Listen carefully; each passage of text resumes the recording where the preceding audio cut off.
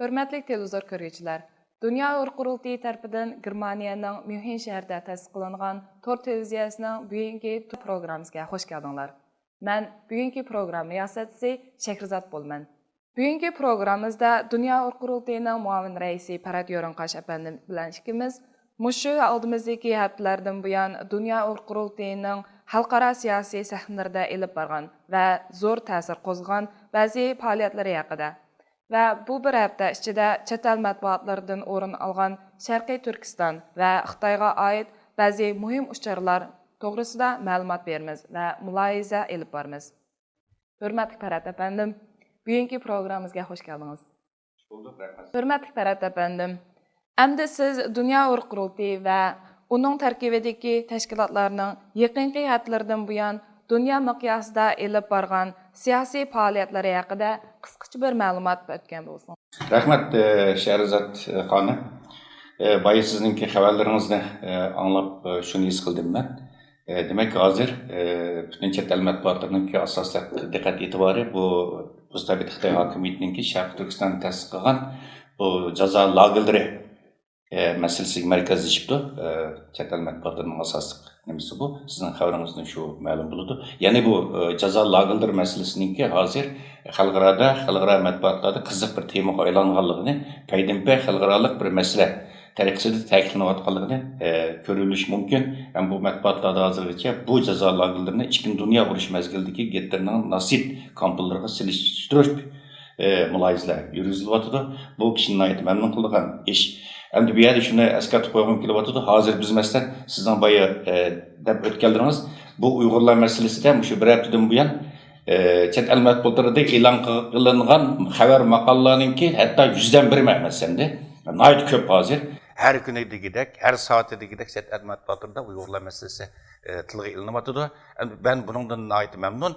Men shuni bu yerda eslatib o'tmoqchi emasman. Men chet elga chiqqan vaqtda 20 yil burun chet elga chiqqan vaqtimda chet el matbuotlarida Uyg'urlar masalasi haqida u oyda bir, kunda bir uyoq tutilsin, yilda birmi bir xabar va yoki uchur e'lon qilinmaydi, buni topolmaydik.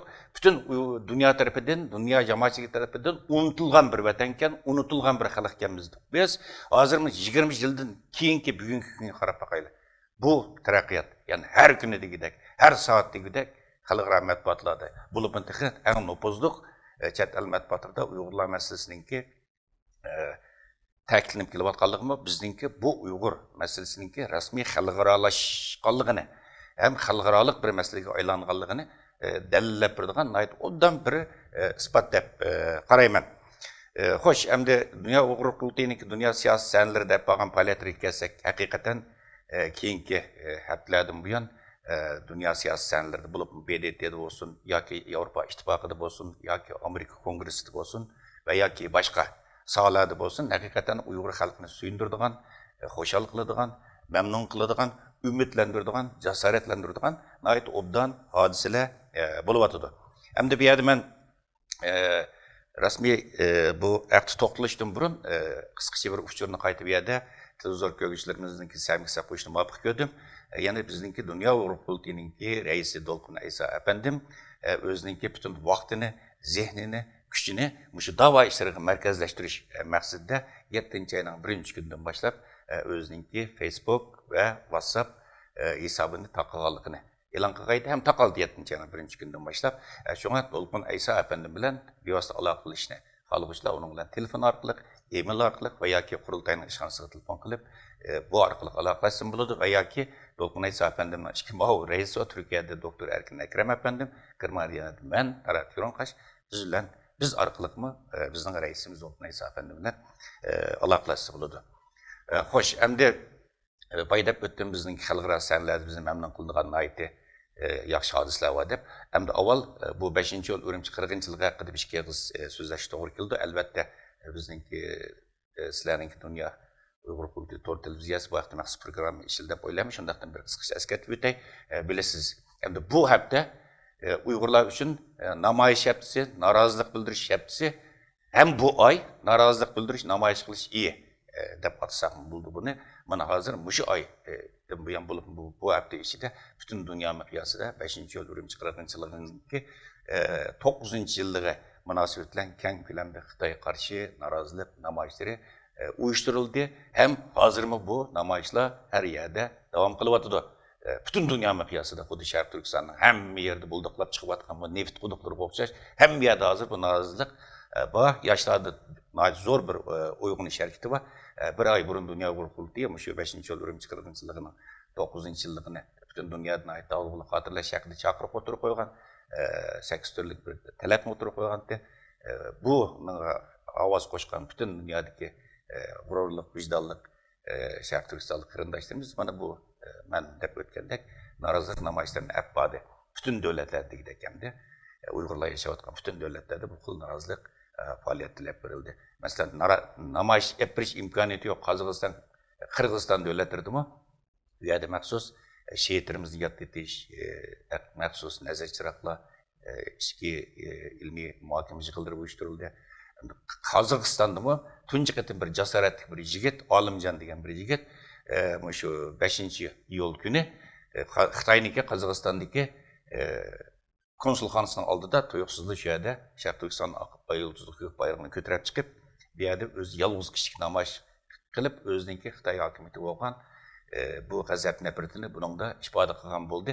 Bumi xili uzun mezgillardan buyon Qozog'istonda yapirilgan tunji qatimliq bir namoyish deyish bo'ladi, chunki Xitoyning besimi Shanxay hamkorlik tashkilotining sababi bilan Xitoyninki bu Qozog'iston, Qirg'iziston qatorliq G'arbiy Turkiston davlatlarida ta'siri nihoyat kuchli. Shu bu namoyishni garchi bir odam o'tkazgan bo'lsa, ammo buningki nihoyat zo'r bir ahamiyati deb qaraymiz. Ham bu Olimjon ismli bu vatanparvar jasur yigitimizninki bu harakati butun O'rta Osiyodagi G'arbiy Turkistondagi yoshlarimizga bir jasorat, ilhom baxsh etdi deb o'ylayman. Endi xonim bilasiz, oldimizdagi hafta 7-9 günü Avrupa İttifakı bilen Xitoy o'rtasida 36 qatimliq kishilik huquq dialogi o'tkazildi. Yana shundaqla 7-9 günü yani dushanba kuni Berlinda Xitoyning bosh ministri Li Keqiang Berlinga keldi. Ham Xitoy bilan Germaniya o'rtasida iqtisodiy taraqqiyot dialogi o'tkazildi. Muhim ishlar bu. Shunga bu mesele şu iki nokta hem de Dünya Qurultiyininki şu yakın keyinki diş kapıdan bu yankı en asaslık mühim gün tertiplerinden biri geldi. Elbette şu Urumchi qirg'inchiligininki 9-yillik munosabatlarni Dünya Qurultiyining merkezi organı bo'lib süpütülen xalqaro yuqori seviyelerde, xalqaro sahnlarda bo'lgan faoliyatlar var. Mesela Shogun vaqasi yuz bergan, Shogun'daki irqiy hujum yuz bergan 6 ayning 26 günü bizning Dünya Qurultiyi ijro komitetining raisi Ömer Qanat efendim Amerika Kongressida maxsus şu Sharq Turkistondagi jazo lagerlari masalasi haqida doklad verdi. Hem şu günü bu Amerika Devlet İşleri Komisarlığı'nınki, baş ministerliğininki dini erkinlik kemesi alaydı vekili bilen görüşken 2 günden keyin bu görüş ötüp 2 günden keyin bu Washington Post gazetesinde bir makale e'lon qilindi.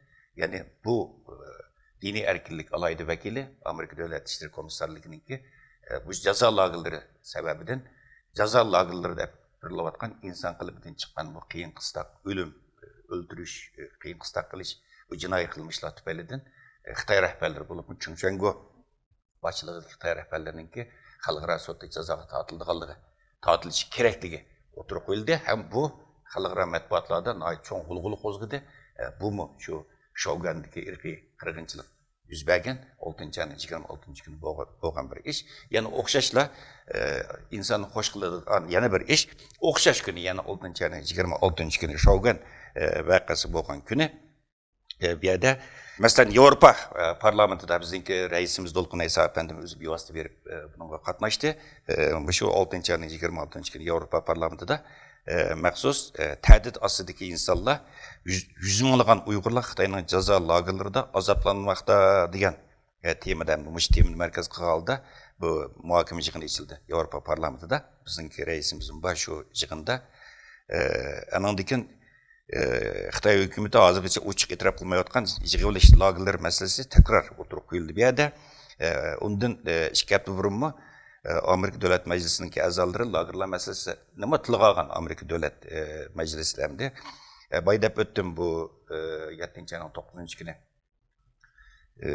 Xitoy bilan Yevropa İttifaqı o'rtasida 36 qitimliq dialog, ishchi huquq dialog deb bu munosabat bilan yana dunyo Avropaning tashabbusi chaqiriqi bilan masalan 6 ayning 14 kuni dunyo Uyg'ur qurultiyi masalan Amerika Uyg'ur birlashmasi, Amerika Uyg'ur kishilik huquq fondi jamiyati, vakolatsiz millatlar tashkiloti, dunyo xatarasiz millatlar tashkiloti qatorliq bu yerda 23 tashkilot maxsus bu yerda uch xat e'lon qildi. Yevropa ittifoqi, Yevropa parlamenti qarta bir uch xat e'lon qildi. Ham bu uch xatdimi Xitoydagi Xitoyning Sharq Turkiston tasdiqlagan jazo lagerlari masalasi tilga olindi.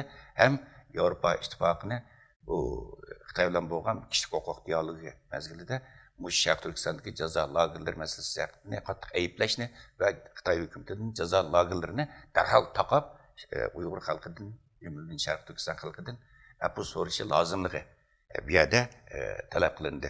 Bu dunyo qultiniki apaqan aytdim buyum ishtiri. Anandan keyingi shu bir qancha haftadan buyon Uyg'urlar masalasi Birlashgan Davlatlar Tashkilotida nihoyatda zo'r, yuqori saviyada bu yerda tilga ilinib keldi. Masalan,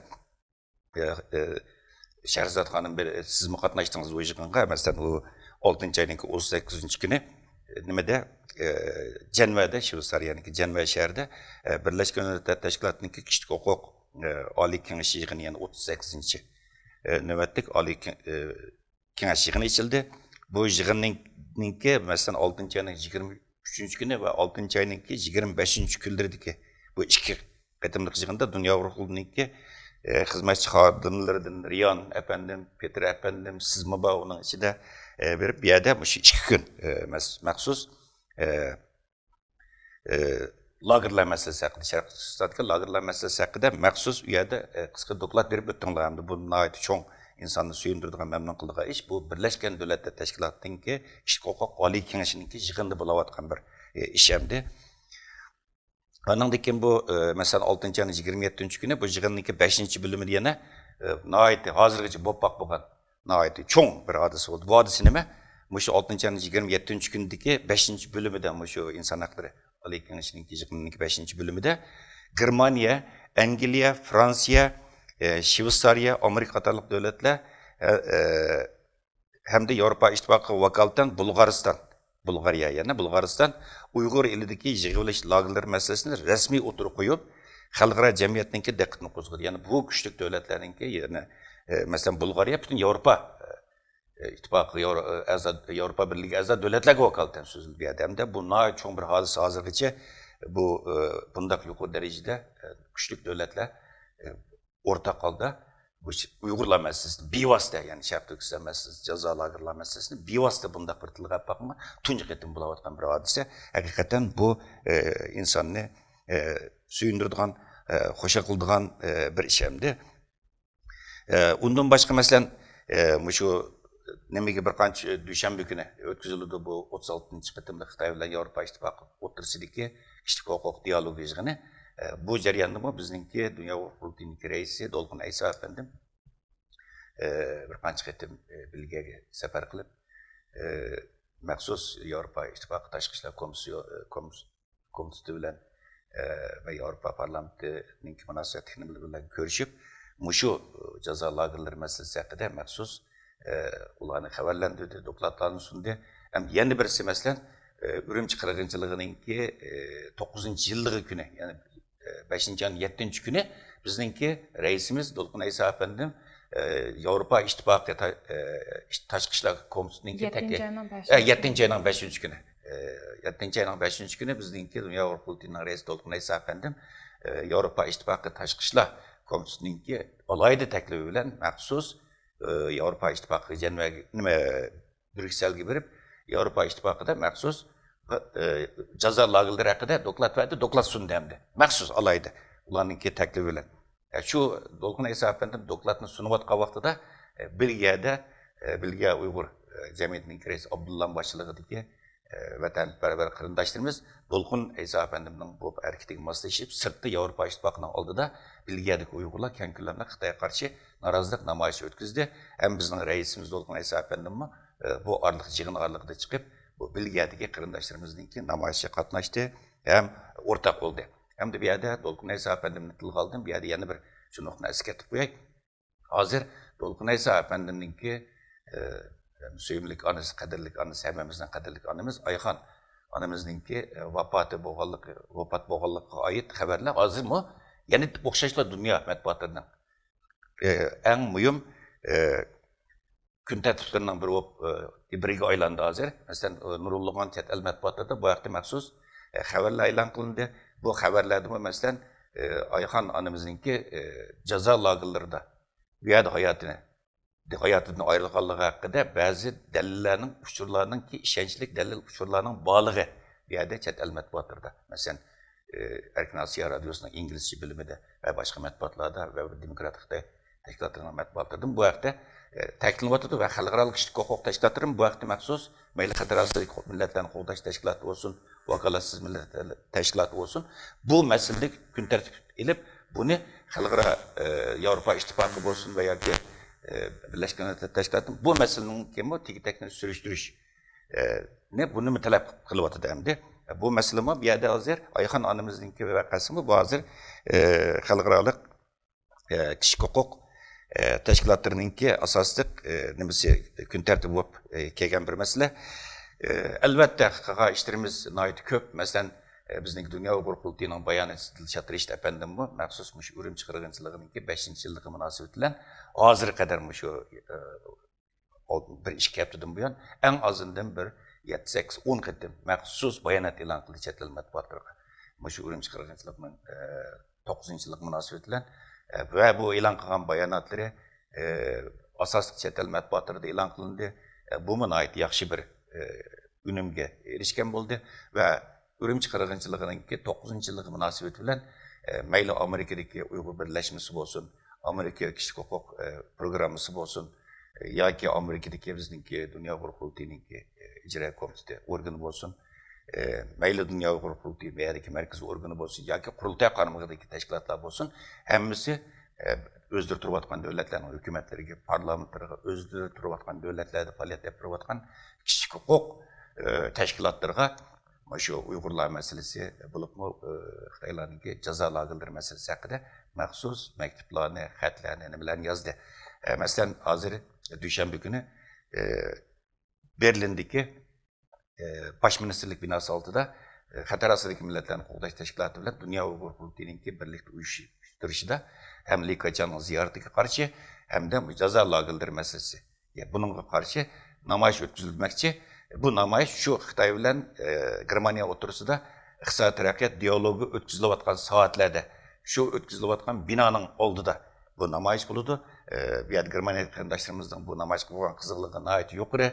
Hozir nurg'un qarindoshlarimiz tizimlatdi. Yakshanba kuni kechda yo'lga chiqib, dushanba kuni bir yerga berib bu namoyishni bir yerda davomlashtiramiz. Yana shuning bilan birga albatta namoyishdan boshqa bir yer Dünya Uyghur Qurultayı oldingi kuni Dünya Uyghur Qurultayı'nınki bu siyasi işlarga Avrupa'daki siyasi işlarga mas'ul alaydı vekil Asqar efendim Dünya Uyghur Qurultayı'ga vakaleten Germaniyanın baş ministri Merkel hanımga maxsus bir mektup yolladı.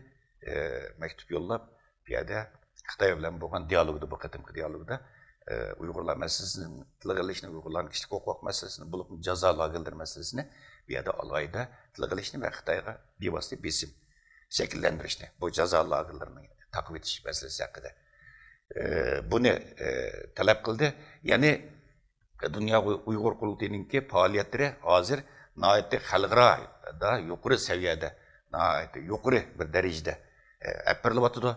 Albatta bu yerda bizningki bu da xuddi bizningki reislarimiz oldin qatimki nimalarni ta'kidlab o'tganidek, bu faqat bir namoyish orqali darhol bu Uyg'urlar masalasida jiddiy darhol bir maqsadga unumga erishimiz deyolmaymiz. Bir yig'inlar orqali va yoki bir doklad orqali bu darhol bu Uyg'ur masalasida xalqaro jiddiy bir qaror va yoki nima oldira olamiz deyolmaymiz hamda. Chunki bu davoda olib borayotgan faoliyatlar, xizmatlarning hammasi o'zaro birlashgan vaqtida bu bir kuch bo'ladi. Bu anandan keyin xalqaro bu kuchlik bir besim shakllantira oladigan bir kuchga aylandi. Masalan, namoyish, uningdan keyin maxsus parlamentlarni, mayli Amerika kongressini, Uyg'urlarning kishilik huquq vaziyati haqida, jazo lagerlari haqida ilmiy, pokitlik, dalil isbotli dokladlarni ta'minlash, uningdan keyin u yerda guvohlik berish yig'inlarini o'tkazish, onandaki ilmiy muhokamalar yig'inlarini o'tkazish BDT'da, uningdagi Yevropa ittifoqida, Yevropa parlamentida, sirtda namoyish, ichida bu yuqori darajali uchrashuvlar, yuqori darajali doklad sunish, yuqori darajali ilmiy muhokama yig'inlar. Bular hammasi birlashgan vaqtida bu bir kuch bo'ladi. Buningdan natija og'il bo'ladi. Albatta inshaalloh hozir biz qaraydigan bo'lsak, bir qancha yil burungi Uyg'urlarning, Uyg'ur davosining xalqaro taraqqiyot avvalgi ta'siri bilan hozirgini solishtirgan bo'lsak, osmon zamin farq bor. Hozir Uyg'ur masalasi rasmiy cho'ng xalqaro bir masalaga aylandi. Inshaalloh xalqimizni xushal qiladigan, xuddi yoshlarimiz xalqimiz umid qilganga o'xshash, mayli Amerika parlamentida bo'lsin, va yoki nimada bo'lsin, Yevropa ittifoqida bo'lsin, va yoki Birlashgan Davlatlar Tashkilotida bo'lsin, bu yerda Uyg'urlarni suyundiradigan muhim ba'zi tarixiy qarorlarning ilinish ehtimoli yuqori.